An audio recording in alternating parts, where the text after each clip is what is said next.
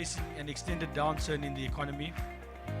Most people would say it's just absolute depression. It remains an important industry in South Africa as it fulfills a major role in economic growth and infrastructure development.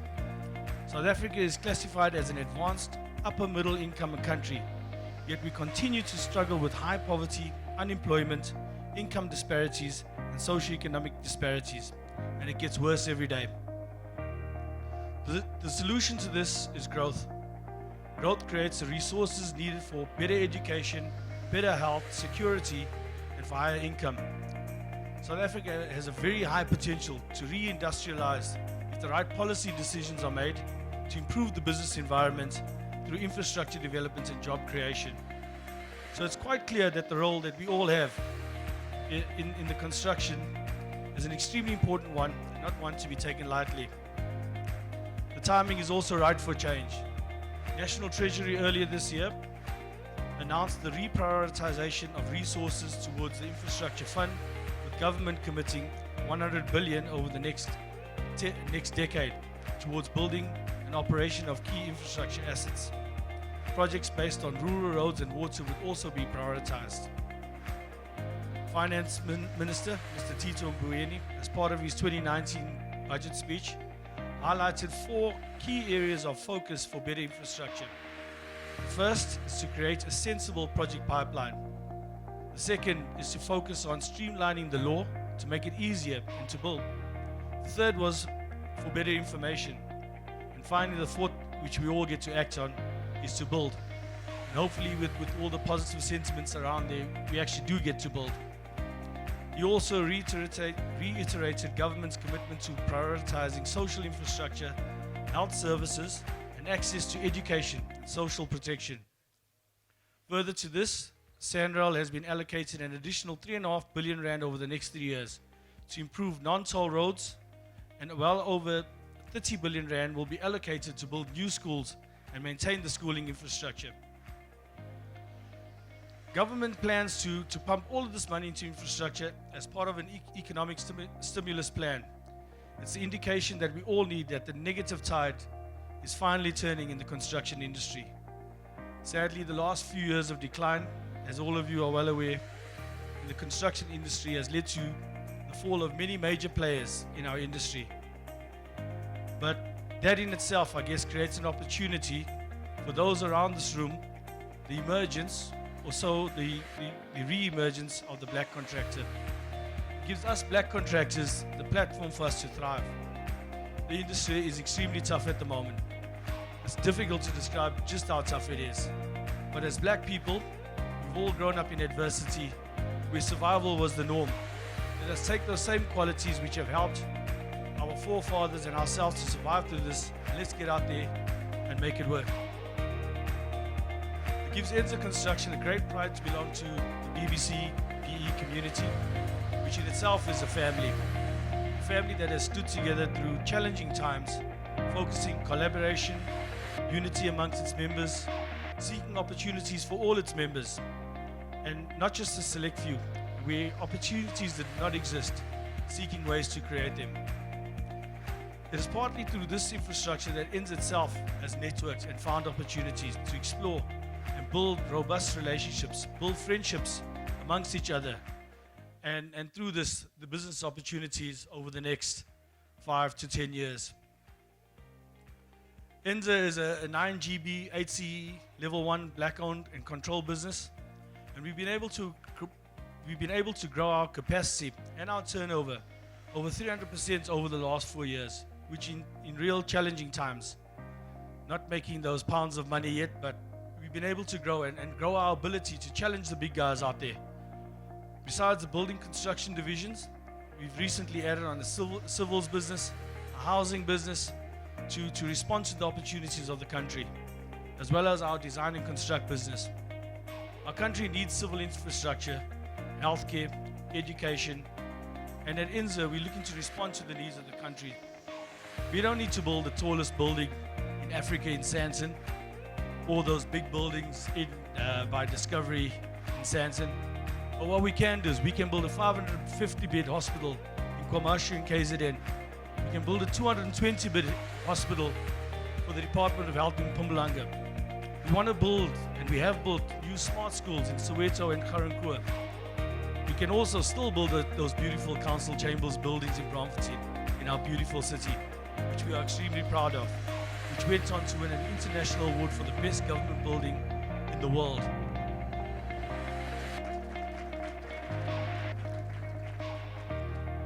But we're more than just a company that meets and ticks off compliance targets. We're a solutions-driven business, one driven on family values, always looking for innovative ways of doing business. The construction industry, besides the economic downturn and a depressed sector post the World Cup in 2010, now also faces the challenges of the so-called construction mafia, which is creating havoc on our projects all over the country, demanding protection money, control of our subcontracts, control of our clients. Well, this has been a real challenge to the industry as a whole. We must not lose sight of the fact that this has risen out of the fact of communities in which we are building have been starved of economic opportunity. The unemployed youth see no way out of poverty, which they have been living in. And we as contractors need to look within ourselves, try and find solutions to these problems. We cannot just put our hands up and say we cannot work under these conditions. We have to try and find the source of the problem and find ways where the communities can benefit. At Enza, we pride ourselves on our investment in our people and our engagement with communities, because we believe that this will take us to the next level. We believe our large competitors aren't operating in this environment, and it's going to give us an opportunity to thrive. Our approach to everything we do is defined as the Enza way, which epitomizes the philosophy on community and staff engagement. Enza entrenches itself in communities within which it operates, through our ESD, CSI initiatives, skills development, and community upliftment programs. We engage with the communities within which we work and understand where there are some key initiatives lacking in the areas which we work. Madiba's famous quote is, "Education is the most powerful weapon we can use to change the world." And it refers to it as a powerful weapon, not a tool.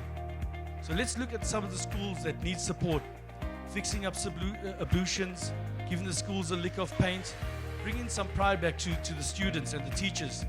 Let's go out and get school uniforms, get them books. Let's give our communities the weapons to go and change the world.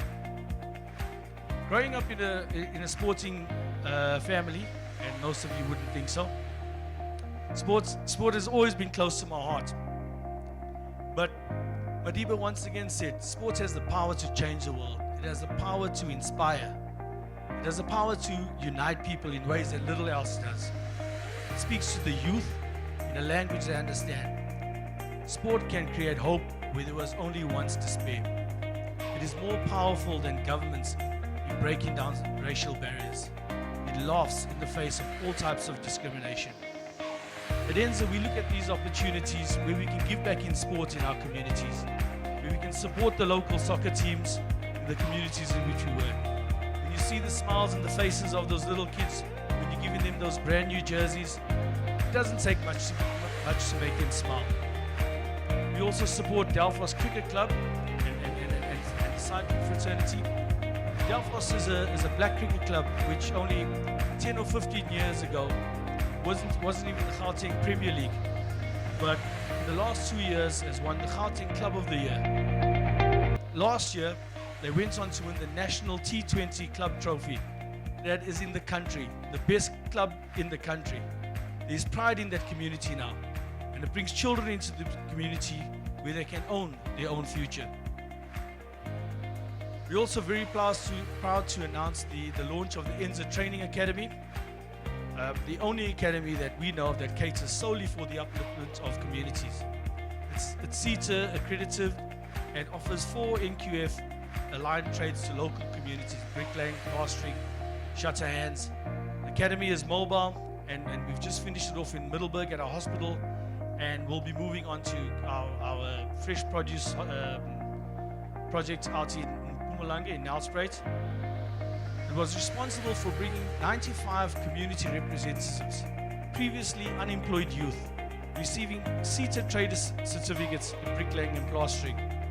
The 8-month long program has a 93% success rate of employment post the program, with most of the learners absorbed by local subcontractors within Middleburg. We've invested in this training academy not because the tender specified this, but because we believe in the communities in which we work. That's just the tip of the iceberg, which we all as South Africans face. We have to do more. At Enza, we not only teach some of the basic artisan skills, but we make a commitment to try and teach some of the business skills which we allow subcontractors in those communities to thrive. When you see that electrician or plumber or air conditioning subcontractor in your house, and for some of you slightly more privileged, the underfloor heating guy, these guys are generally our black subcontractors, but they don't have the business skills, but they have all the technical knowledge and skills to perform the work they do. What we do at Enza on our projects is we identify these jewels in the communities and take them through tendering and procurement skills and their productivity rates, and we employ specific management on our sites to help them make money and uplift their businesses. If they're making money, they can pay for their staff and their labor, and they can work not only for Enza but for other construction companies once our project is done, and hopefully we leave a legacy behind. I could go on forever because it's a real passion of mine as well as at Enza, and we're always looking for opportunities to give back. And our country is crying out for its leaders to give back, but we all have to hope. If we all give a little bit, it may not seem much, but we can help that one little kid through school, through university, provide them with a platform for a family with no hope, to one which can thrive and can feed families forever. Ladies and gentlemen, thank you for your time. We at Enza are really proud for this opportunity the BBC has given us as main sponsors this evening, and I'm sure you'll all enjoy yourselves. Thank you.